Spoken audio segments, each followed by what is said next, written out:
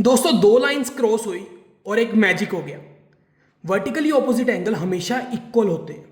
चलो एक एग्जांपल से एक्स फाइंड करते हैं, ठीक है, सुपर इजी वे में और इंटरेस्टिंग वे में। वीडियो को बस एंड तक जरूर देखना और अगर वीडियो अच्छी लगे तो लाइक शेयर जरूर कर देना भाई। अब देखिए वर्टिकली ऑपोजिट एंगल होता है जैसे हम अपने आप को शीशे में देखते हैं। जैसे एक बंदा है, ठीक है, वो अपने आप को मिरर में देखता है तो उसकी खुद की ही शक्ल दिखती है उसको, ये तो नहीं है कोई और दिखता है। तो इसका मतलब दोनों बराबर होते हैं। तो जैसे इसके अगर मैं एंगल 1 या यहाँ पर लेट करूँ और एंगल 2 नीचे, तो मतलब एंगल 1 एंगल 2 के हमेशा इक्वल होगा। क्यों? क्योंकि वर्टिकली ऑपोजिट एंगल है। ऑपोजिट से ही समझ आ रहा है आमने सामने, ठीक है, पता लग गया इसका। अब देखिए इस क्वेश्चन में देखिए यहाँ पर इन्होंने दिया हुआ है एक्स वाई जेड। पिछले वाले क्वेश्चन में तो हम एक्स निकालते थे भाई, अब वाई जेड भी निकालना पड़ेगा। थोड़ा सा ध्यान दे लीजिए, समझ आ जाएगा बस आपको। अब देखिए यहाँ पर वर्टिकली ऑपोजिट एंगल कहाँ कहाँ लग रहा है। पहली बात तो मुझे दिख रहा है आमने सामने वाले ये वाले एंगल है, मतलब y इज इक्वल टू 30 हो जाएगा। क्यों? क्योंकि वर्टिकली ऑपोजिट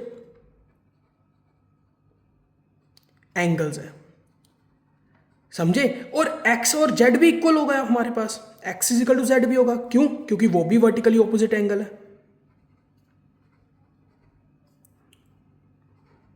समझ गए। पर अब देखिए हमने y निकाल लिया, x और z कैसे निकालें। अब मैं आपको एक ट्रिक दिखाऊं। अगर आपने पिछली वीडियो मेरी देखी होगी लीनियर प्रोग्रामिंग की, या लीनियर प्रोग्रामिंग बोल दिया, लीनियर एंगल्स की, तो आपको ये तो समझ आ जाएगा। यहां पर मैं अगर हाथ रख दूं तो ये क्या बन रहा है, एक लाइन के ऊपर कितने एंगल बन रहे हैं भाई, 2 एंगल्स। एक लाइन के ऊपर कितने एंगल, 2 एंगल्स। मतलब कि ऐसे अगर मैं इसको रीड्रॉ करूं तो ये ऐसे बनेगा कुछ, यहाँ पर 30 और यहाँ पर z। तो मतलब कि लीनियर पेयर वाली प्रॉपर्टी लग रही है। मतलब मैं ऐसे लिख सकता हूँ z plus 30 is equal to 180 degree. क्यों? क्योंकि लीनियर पेयर है। तो z की वैल्यू कितनी आ गई, 180 में से 30 माइनस कर देंगे, प्लस उधर जाके माइनस होता है, तो z की वैल्यू कितनी आ गई, 150 डिग्री। समझ गए। अगर z की वैल्यू 150 आ गई तो x की वैल्यू कितनी आएगी, 150। क्यों? क्योंकि वो है वर्टिकली ऑपोजिट एंगल्स, समझे। अगर जिसको ना समझ आया हो ना लीनियर पेयर, वो मेरी लीनियर पेयर की वीडियो देख सकते हैं, मैंने अपलोड की हुई है, ठीक है।